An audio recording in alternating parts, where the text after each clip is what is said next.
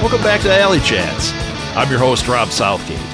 Alley Chats is like a virtual artist's alley featuring interviews with artists, filmmakers, podcasters, writers, and really any creative person you might find at a pop culture convention. My goal is to help draw attention to cool people and hopefully help them get some new fans. I want this podcast to raise up these amazing people and to inspire you, the listener, to chase your dreams as well. You can follow Alley Chats on Facebook under Alley Chats Podcast and join in the conversations. I'll add more social media in the future, but for now, that is the best place to interact with us. You can also email me directly if you would like to be a guest or have a guest suggestion. My email is rob@smgpods.com. John, welcome to the show. I'm excited to talk to you again. So Yes. People here on Alley Chats, welcome to Alley Chats. I'm Rob Southgate. Okay, we got all the formality out of the way. I've got today John Maxwell with me. And those of you that don't listen to the other show, I have another show called TTRPG Insider, where John has already been a guest on. But we didn't talk about what we're going to talk about today. So I wanted to bring him on. I think this is really cool. I had such a great conversation with you last time. I've been waiting for the chance to talk to you again. So here we go. John, why don't you tell people who you are and what you do? Absolutely. My name is John. I got my start in creating third-party content probably, about 3 years ago now. I've always been an avid D&D player. I started in 3.0, 3.5, and the train wreck that eventually became as a player and as a DM that kind of made me go, I'm done for a bit, right? But with the what I call lovingly the trash fire that happened, there was where I met Rick Hines and Pat Edwards. They were working on the Red Opera. Yes. Yes. So now let me preface this for you. Let me framework something for you. yes. This audience might not know a lot about gaming. I've had gaming guests on here, but I want the audience to understand when you're saying you did 30 party, you are taking D&D and you're making games that they can play with D&D. Yes. You're making modules for it. You're making games within that universe. When you talk about the Red Opera, they wouldn't know what that is, but this was hear the full story on TTRPG Insider is all I can say. Yes. So this was a big thing. And actually it was something Rick and I talked about a lot. Rick has been on here as well, but as an author. So when he's talking about, when John's talking about Rick and Pat, you might know him on here as authors. You might know that they do gaming stuff, but he knows them totally from the gaming world because that's Storyteller's Forge. And that's the Black Ballad, which we've talked about on here. So there, I wanted to set it up so that you also understood, John. Yeah. You're saying, 3.0 and all that. This audience might go. Fair enough. Are they talking pencil sizes? Are they talking? Because I get filmmakers and musicians and comic people and writers, and you're a game guy. Yes. Go for it. All right. I'm going to go ahead and preface it that I play Dungeons and Dragons. Hey, now we know what we're talking to. There we go. So, hey, yes, so do I. I actually had gotten my start back then, and I restarted, basically. I had been running a game here and there for my family at the time. And when reading through the information about the Red Opera, which was written and co-written by Rick Hines and Pat Edwards, I was so entranced with the elegance and the beauty that was portrayed in the story in that campaign. So just to kind of give everyone a heads up, the Red Opera is a full-length 10-chapter campaign that you can play based in the Shadelands and a few other places. But it's centered around warlocks, and it was gorgeous, and it was beautiful. And I was like, I want to create something that would work with this. And I started creating subclasses for warlocks. Just silly, nonsensical things. Like my first stuff when it came out, it's somewhere on the internet or somewhere on my computer. And other than that, that's as far as I'll acknowledge it. It was awful. It was terrible. It was broken. So it was don't fun put this to in play. the show notes is what you're saying. No, you can definitely put this in the show notes. You have to start somewhere, right? Yeah, you do. So I started talking to them, and I started reaching out to other people that had played a lot more than I had. And I said, hey, I want your feedback on this. What's broken? What do I need to fix? And from that feedback, I actually started creating more and more. I started really opening up the player's handbook and the Dungeon Master's Guide and saying, what works? What can I put in this game that isn't going to break it? Yeah. And with that, the simplicity that 5th edition Dungeons and Dragons has is that it is it is designed for new gamers, right? Like you've never played D&D before, you heard about it because I don't know, Stranger Things or any of the other places that Dungeons and Dragons has been popping up in. And that's fine. You can walk in, you can kind of build a character in like 5 to 10 minutes, maybe 2 if you're crazy like me. Just And hand me one. That's how I am. exactly. You Whatever just you deal me, dive I'm into the playing. game. And it's very like rule of cool friendly, right? Yeah. So it cuts out a lot of the crunch that was in the older editions, which I appreciate. However, to me, I like a little bit of nuance. So not that I like crunch in terms of numbers and all your stats and having to put Right. points in certain things. I'm very much one of those people that goes, hey, I want to create something that drives role play because role play is why I love this game. Whether Sure. you're running the game or you're playing a character and you're sticking to that concept and you want to just have a great time talking with your friends in character. I wanted to create experiences for that. I love that. And what happened was as I was getting, more and more into the creation side of Dungeons and Dragons, I started coming up with more and more ideas like new variants, new mechanics, things that you could throw in if you wanted to add a little spice to your game. Because I've seen creators do like millions of things, be like, this is what I do in my home game, or this is how I roll this particular thing. And I was like, those are good. And I'm sure some of my ideas have already been thought of, and that's fine. I just put my own spin on it.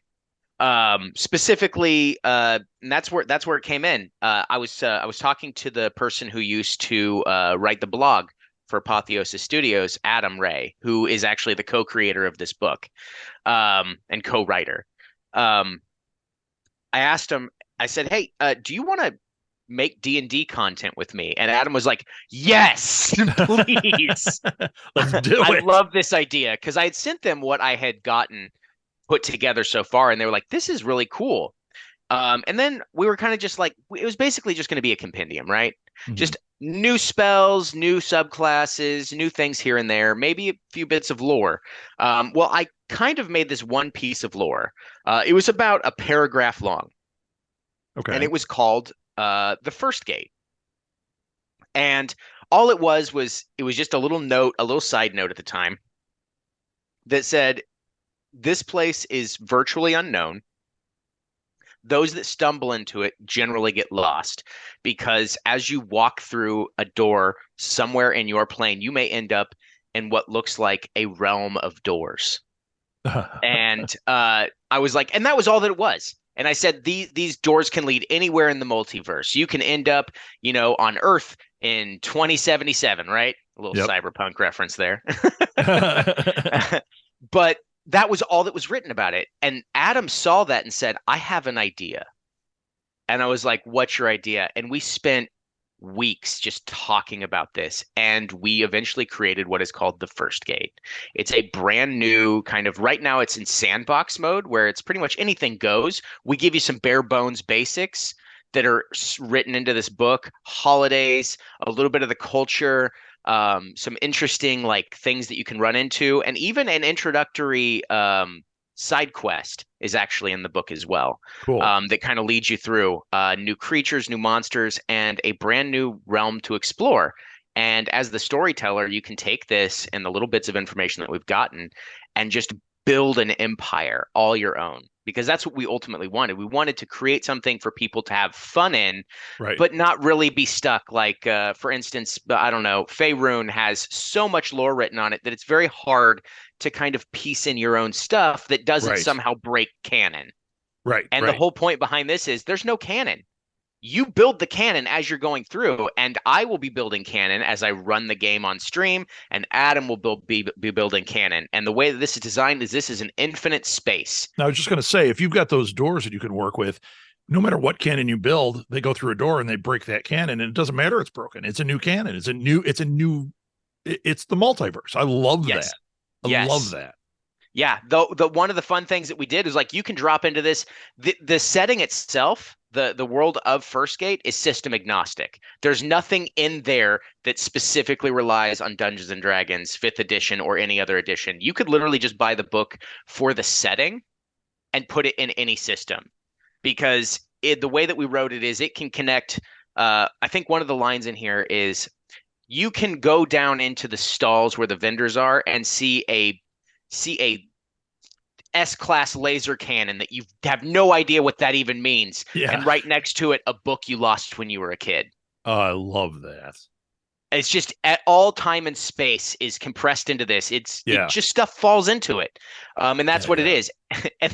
And we were like, well, how can we make this place interesting? Because at the time, I didn't know that Sigil existed. All right, I'm not I'm not a big consumer of official D&D products Okay. because I'm more of the I like the creative juices that come from other people Yeah. Yeah. rather than a lot of the canon that comes out. So I didn't know that Sigil existed, and I realized after I created this and someone told me, "Hey, that sounds a lot like Sigil," and I was like, "What's that?" And they're like, "How do you not know what that is?"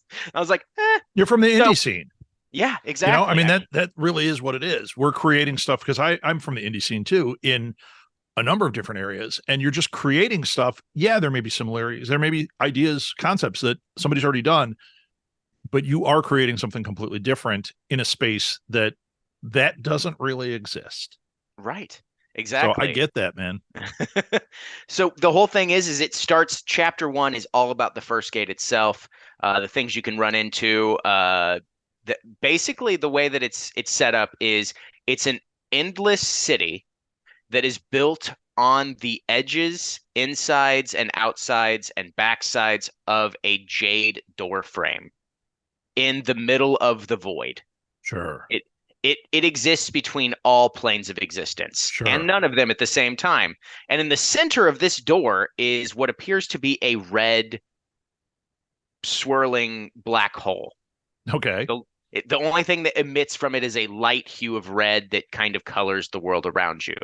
And that leads to another thing that we're actually already working on. Now that we've got this out, we've already started working on the player's guide, storyteller's guide, and a few other things in the background. Very Um, cool. but yeah, after chapter one, you actually break into what originally started this, and it's a compendium style thing. I kind of laughably call it a funnier Tasha's Cauldron of Everything. Um, because with Tasha's Cauldron of Everything, which is an official D&D release, Right. Right. it actually has little quips or anything like, Tasha's input on whatever it is that you're reading about. We did the same thing, although ours doesn't necessarily always equate to what you're reading about. It's just a side conversation happening in the background of this world While this between is going different on, characters. Yes. nice. So Almost like a we commentary track with somebody not really watching the movie. Exactly. That's exactly what it is. We specifically built it like that, where it's just like there's tangentially like a reference to something on the page, but that's it. It's just like we created a persona for each of us. So mine was from the original, like starting in my creation, I created Jeff, patron of biscuits, in an homage to Eddie Izzard, Jeff, God of Biscuits. And I thought it was hilarious. Other people thought so too. And I was like, what can I do with this? So I'm going to make a patron named Jeff who's all about cooking and chaos. And that's just what he is. He absolutely does not like law and order. And then Adam came in and said, I'm going to create a wizard who's all about order. And that's where Adrian Five Quills comes from. And in the background, in these little spots in the book, you'll actually see a conversation between the two of them, and it's pretty easy to pick out who's talking. Like one is just absolutely nutters when they're just talking about things, and the other one's like, "You are ridiculous. You need to stop." And then usually the end result is, "No, I don't want to." Like you can't just feed them grapes. Well, nothing else grows in the dungeon. So Like that's just what they little get. things like that. Yeah. I'm picturing Matt Berry playing Five Quills. Um, I was going to say Richard Iode for biscuits, but then I was like, well, no, they were already in the IT crowd, so I'm going to have to find somebody else for your other. But I'm casting it, man. I'm casting it.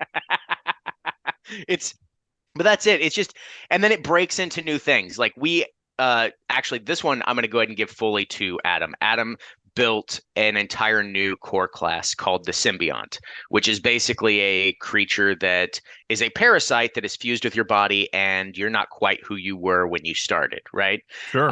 And one of them literally is basically D&D Venom. That's Who what it wouldn't want turns to play into. that, you know? Exactly. Like I've got stretchy arms and I can mutate. There's other ones that have other effects. There's the Ichor, there's the mutation, and then my personal one that I created because there was only two subclasses originally, and I was like, you need something else. We need to even this out because it's brand new. We want to have some options. So then there's the Aethermite, which is all about kind of reality manipulation. And it's a very interesting, like all the way 1 through 20 core class with their own like 3 unique subclasses and new rules and variants that make it very utilitarian or combat oriented. And then we specifically set out and said we want to have a brand new subclass for every core class that Wizards allows us to, make a subclass for. So unfortunately, Artificer has one, but you have to go to one of my other sites to get it. It's free. And it's a really interesting one if you like playing rogues and want to tinker with magic stuff. Yeah. But yeah, then we got new spells. One of our favorite things is we started tinkering with mechanics and making variants for them. So you have, for instance, Find Familiar. Pretty basic, utilitarian. Yeah, basic spell. But we were like, hey, what if we wanted to do something fun to kind of kick up the role play here? So this one simply has a few new creatures that you can create with your DM's or your storyteller's permission, or a couple that we've created in there, which are in the form of chimeras of sorts. One of them is a half rabbit, half wasp called a Buzz Bunny. And then we made Oh boy, that sounds terrible, to tell you the truth. That sounds like a terrible thing to run into. It is horrifying and it's adorable at the same time. It's so terrifying you can't take your eyes off of it. You so want to pet it, and then it stings the crap out of you. And you ever been stung by one? It's awful. It's awful. Yes.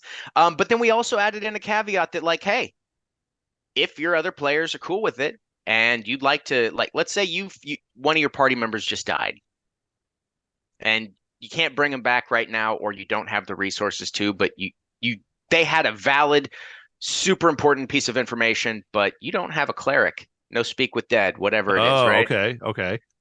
If the table's cool with it, and I think we put this in the rules, you make sure you clear with everybody because this is a little bit weird. But basically, as long as that character remains dead and you have something that was important to them, you can use that in a ritual to summon their spirit as your familiar. Very cool. That's interesting. And the fun thing is you actually get the ability to, you still tell them what to do. They're still your familiar, but they still have the same personality, and that person who died gets to play them and respond. So they'll be like, fine, I'll do it, but you're still a jackass. Yeah. It's kind of like Umbrella Academy. You ever watch that?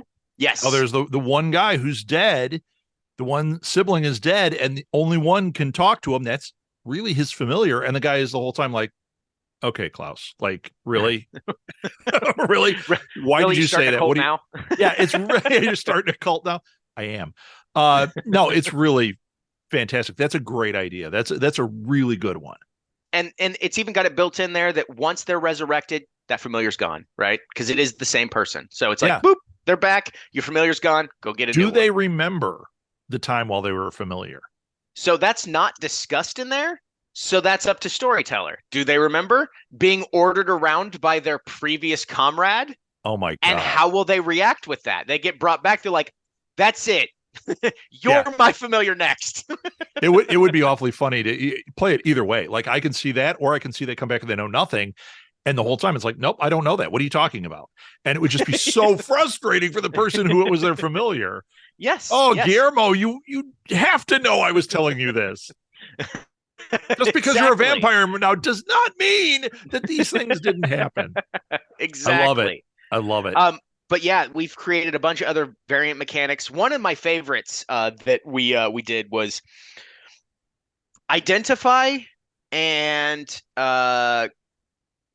what is it? Remove curse. All right. So identify has this nasty habit of being used to not get yourself in trouble, right? Right. I identify it. Oh, based on what they told me, I can assume this is cursed. Right. So the way that we rewrote it is just slightly where it'll tell you what the magic item does, but it will not tell you anything about it being cursed.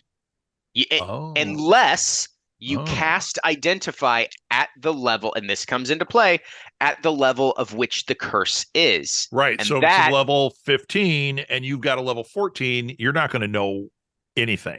Even though you think I'm level 14, I know what's going on. I know what's up. Right. You don't. So that's exactly it. Like level 1 curses are pretty normal, so you'll be able to see that right away, right? Like, oh, this thing is cursed. There's a way to get rid of it, but it's a really cool weapon or a really cool helmet or something. I really want to use it. Let's get rid of the curse first and then use it. Yeah. But we created new curse levels, which is where remove curse comes in. A remove curse can remove, since it's a 3rd level spell, it can remove anything that is a 3rd level curse or lower. Yeah. Automatically. Otherwise, you have to upcast it.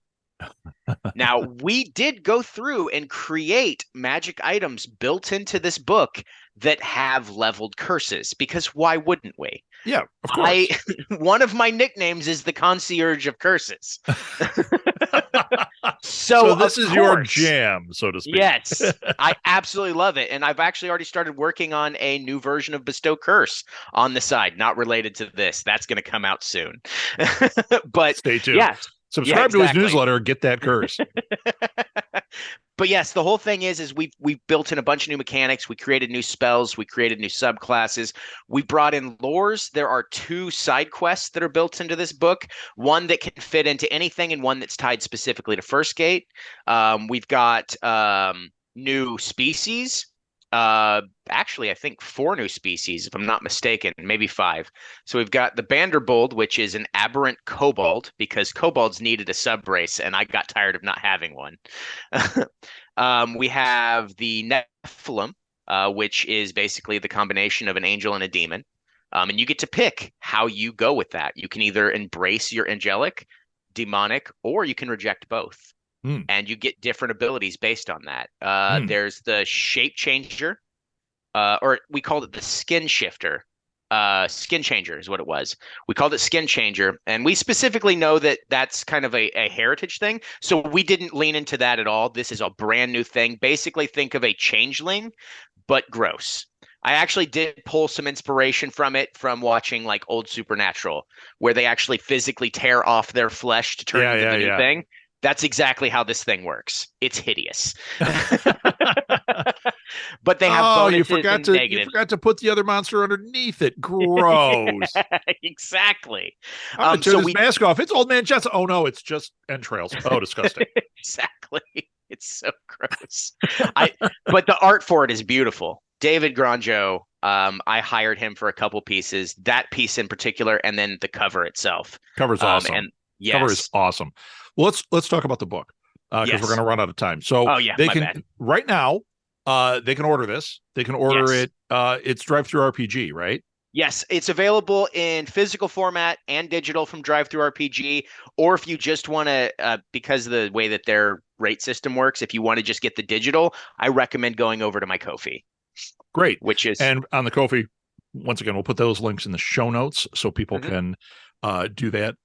I'm one who likes. I have 8 million. I have more than any one person could get to in a lifetime PDFs. But I do love to get a nice physical copy of things. And this has such a beautiful cover that it's like, I would totally be showing this to people and talking about it. It's really cool. So where can people? So that's we'll put show notes where they can buy stuff and where they can order stuff. Where do you interact most with people? Where can they find you? So interaction with me is usually going to be in the Storytellers Forge server. I have I'll Discord. On Discord, yes. I'll send you my link tree, which will have all of the stuff in there that I'm associated with. In the show notes, we'll put it in there. Yes. The other thing is I stream right now every Saturday. I play in my friend's game since I'm currently in the process of building my next campaign for Fridays, bringing in the First Gate officially to my streams on Twitch. And here, this is probably gonna happen before this gets released, but November 17th and 18th for sure, maybe 19th. I'm actually gonna be at a local convention here in Kansas City, Missouri, doing running 2 games for charity, as well as being an exhibitor where you can actually purchase both physical and digital assets for this book, as well as some other stuff as well. Name the con, because I'll make sure this is up before then. Meeple-a-thon. Got it. It is. They're doing a charity for, I believe, the Hillcrest Youth. They help unhoused kids and teenagers get back on their feet. Amazing. Amazing. All right. I will make sure this goes up before then. I love everything you've said here. This game sounds amazing. Sometime we're going to have to play it. You're going to have to invite me onto your Twitch or someplace to play. I would freaking love it. And I can actually bring a crew of people. If you're like, whoa, I would love to have, I'll bring Mitch, and I'll bring some other buddies with me that would love to jump in and do this thing. Absolutely. Okay. We have a couple minutes left, and I have the question I ask everybody on Alley Chats. You're going to have to answer it. We've already gotten all the business out of the way. Yeah. This is your ultimate convention. This is the ultimate. Okay. Who is that one person you really want to meet? Oh, that's so hard. Oh, man. I'm going to delete the files if you can't answer it. Oh, no. Oh, man, I've met so many interesting folks. I'm going to say that if I got to meet anybody, I would absolutely love to meet any of the cast of the Baldur's Gate 3 game. Any of them.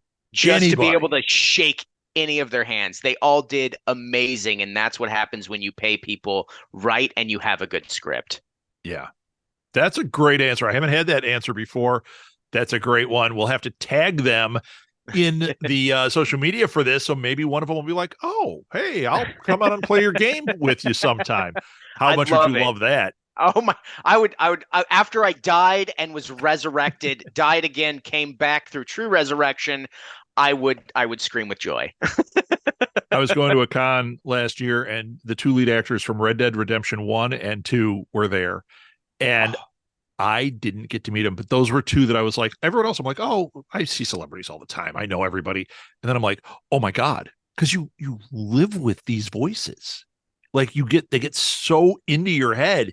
Thought, oh my God, that's who I want to meet. So I get it. That answer fits. I never thought of that for me, but now I'm going, oh God, it probably is those Red Dead Redemption guys. Yes. I mean, oh my God, just to have them growl and maybe cough on me. Gross. All right, John, thank you so much for being on. This was truly a pleasure. And everybody, buy this game, support John, get out there, get the first gate, and you know what? Get in touch with him too. Maybe he'll let you play on his Twitch channel when he launches this thing, or maybe he'll play with you. You never know. Thanks, John. Thank you. You can connect with me on social media or via email. All the links are found in the show notes. Oh, and it would really help me if you would rate and review this show on whatever platform you use to listen to this podcast. Good reviews help others find the show, which ultimately helps these incredible guests get more exposure. Alley Chats is a production of Southgate Media Group, hosted, produced, and edited by me, Rob Southgate. Thanks again for listening to Alley Chats.